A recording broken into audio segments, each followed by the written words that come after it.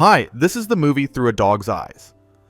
A young man moves into a house in the woods with his faithful dog. In the remote countryside, the dog tries to protect his owner from a sinister black figure haunting the house. The film begins with the sleeping face of Indy, not a seasoned archaeology professor, but a golden retriever. The dog sleeps at the feet of his owner, Todd. Waking up, the dog looks around the room with the TV on. He doesn't immediately notice that his owner is sitting motionless, with blood dripping from his mouth onto the smartphone. Having failed to reach her brother, Todd's sister, Vera, enters the room. At this point, a flashback to Indy's life begins, showing how, as a small puppy, he fell into the hands of his owner and lived happily ever after. The film ends with Indy meeting Todd outside the hospital after he is examined for the initial incident. Soon after this incident, he leaves with the dog for the remote woods to a house left by his late grandfather. While the boy opens the gate in the rain to continue on, Indy sits in the car, admiring the view from the rear window, tinted in alarming scarlet. As they roll along a country road in the rain, Vera calls. She is worried about her brother's departure, especially since there are scary legends about his grandfather's house. Supposedly, it is haunted, but this doesn't stop Todd, eager to enjoy the peace and quiet. Arriving at the house, he calls the dog along. Reluctantly, Indy climbs out of the comfortable car into unfamiliar surroundings. Together, they walk to the house. He opens the lock, securing the chain door, while the dog looks around anxiously. Inside, there is chaos, which the dog generally dislikes. In the flashes of lightning outside, he examines the interiors. Indy's attention is drawn to the door to the basement, accessed by a staircase. The owner is fixing the electrical panel there. Having restored the power, the boy and the dog go to the upstairs bedroom, where they turn on a VCR with recordings of the grandfather who used to live there. He calls his sister to tell her he's arrived safely. Meanwhile, Indy's attention is drawn to something in the hallway. The dog goes out to take another look around.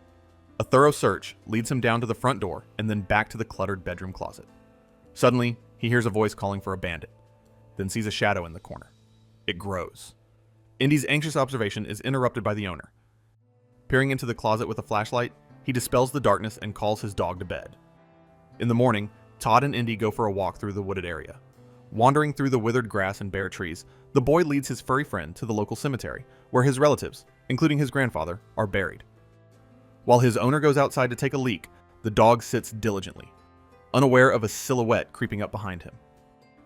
The silhouette, clad in Leisha's protective suit, turns out to be Richard, a neighbor who knew both Leisha and his grandfather.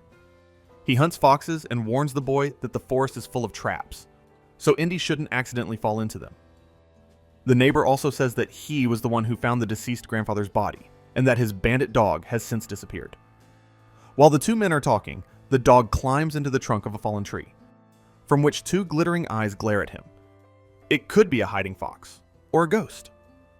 That evening, Richard and his pet visit Richard to pick up the generator. They walk home in the rain, chatting with Vera along the way. The sister is worried about her brother and superstitiously worries that something is wrong with their grandfather's house. However, the boy doesn't take her words seriously. While he starts the generator in the pouring rain, Indy stares at the nearby bushes. They look suspicious. Then the couple goes inside to watch TV and devour snacks. That night, Indy dreams of being in the basement with a black hand reaching out to him. Waking up, the dog looks at photographs of the previous tenant, including a photo of Bandit, a similar retriever with a red bandana instead of a collar. In the morning, while the owner pours food into the dog's bowl, Indy sniffs the basement door, the back of which is covered in scratches, as if someone really wanted to get out. After feeding the dog, the owner goes about his business. Indy runs to the window to patiently await his return. As darkness falls, the dog hears sounds in the basement through the ventilation vents, and then sees the bandit in the room. The previous pet leads the new tenant up the stairs to the second floor. There, Indy finds a red bandana, the former tenant's trademark, under a closet. Sniffing, he uncovers the bandit's story. Some evil shadows stalked his owner, and then a black hand reached for the dog himself, leaving only drops of blood on the floor.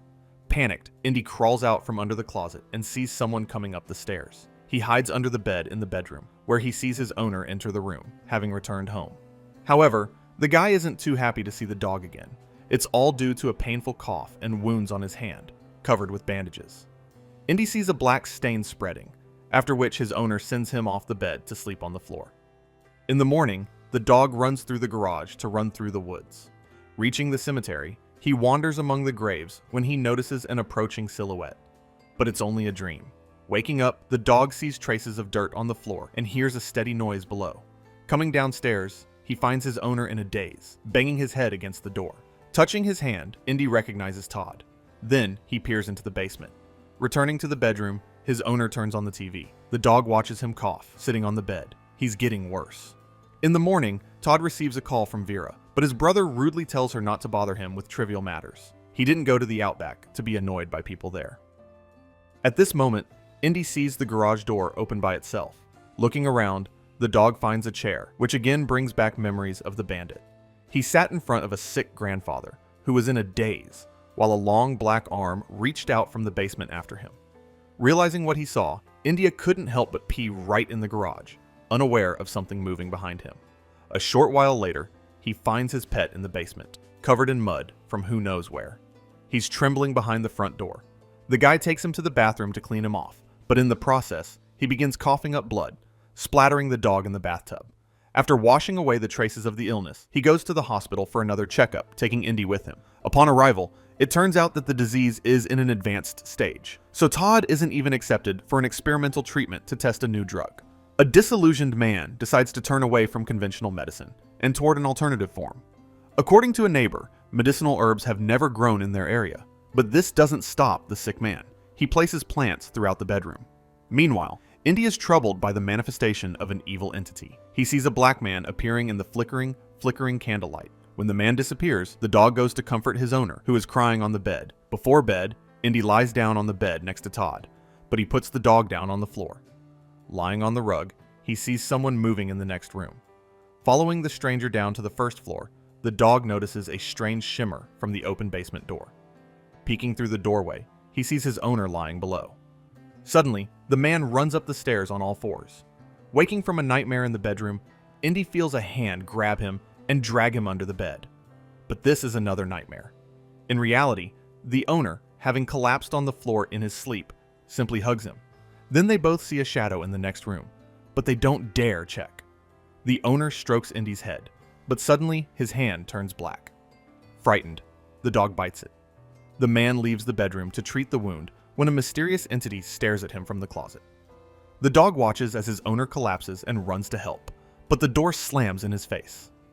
After barking at a silly piece of wood for appearance's sake, Indy looks around and sees an open window in the bathroom. He climbs through it onto the porch roof, from where he collapses right in the thicket of bushes in front of the house. Having recovered, the dog runs as fast as he can through the pre-dawn woods to the neighbor's house to call for help. Looking back to see if the black man is following, Indy runs toward Richard, but is caught in one of his fox traps, a tightening noose. He tries unsuccessfully to free himself, while a blurry dark silhouette approaches from the trees. Someone bends over the defenseless dog. The stranger turns out to be the dog, now awake. He scolds his furry friend for running away, then ties him to a chain near the house. The owner disappears into the nearby bushes, but not for long. He returns with a bowl and a bag of food. Left outside, the faithful dog sits in the rain on the roof of the kennel, from where he has a better view of the bedroom window, where he is feeling ill. When the outline of the man disappears from the opening, Indy surveys the night surroundings. He sees eyes glittering in the darkness. Their owner is a wild fox, hanging around nearby. As the dog stares at him, the black man creeps up behind him. Indy hides from an evil entity in a kennel, which turns out to be smeared on the inside. From there, the dog looks up at the bedroom window, where his owner is getting sicker and sicker. When a black hand emerges from the ground, the dog runs outside. A metal chain prevents him from hiding under the house. The black stranger pulls the dog toward him. Then Indy uses a cunning battering ram. He accelerates and crashes into the kennel, overturning it with his weight. He manages to break the anchor holding the chain out of the brittle wood, after which the dog returns to the house. He stares at the closed entrance, wondering how to get inside. But then an unknown force opens the basement, followed by the lower door. Descending the rain-soaked steps, Indy stumbles upon the withered skeleton of a dog with a red bandana, his grandfather's missing bandit. Meanwhile, in the bedroom, he gasps for breath. Suddenly, he feels better. Hearing a noise, he gets out of bed. The candles in the room go out one by one, Only flashes of lightning illuminate the room and the approaching dirty footprints on the floor. Frightened, he wants to close the door, but an unknown force throws him back. Then he lights a lantern, dispelling the darkness. Indy, who has crawled through the basement, runs into the light. The dog comforts his beloved owner. He is glad to see him and apologizes for leaving him outside. However, while petting his pet, the man notices a terrible detail: his own dead body on the bed, with pill bottles scattered nearby. He barely has time to realize that he has died and become a ghost when the black man appears behind him. Grabbing Todd, he drags him into the basement. Indy runs after his master's spirit, but encounters a locked door. The dog then bravely leaps out the window, breaking the glass to enter the basement from the street, as he did earlier. In the basement, the dog sees the entrance to a cave, from which Todd's terrified scream is heard. Indy rushes after his master into the unknown. After a while, he pulls him out, covered in mud.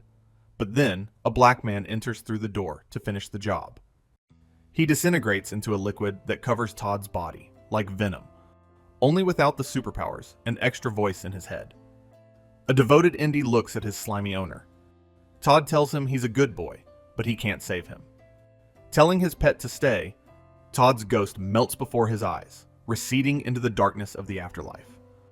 A sad Indy is left alone in the basement, locked in like the bandit before him. The dog sits down, obeying his master's final command: stay here. His faith saves him from starvation. Arriving to check on her brother, the girl opens the basement entrance. The good boy runs upstairs to meet his new owner and find salvation. The film ends with his car ride out of the forest and into a new life.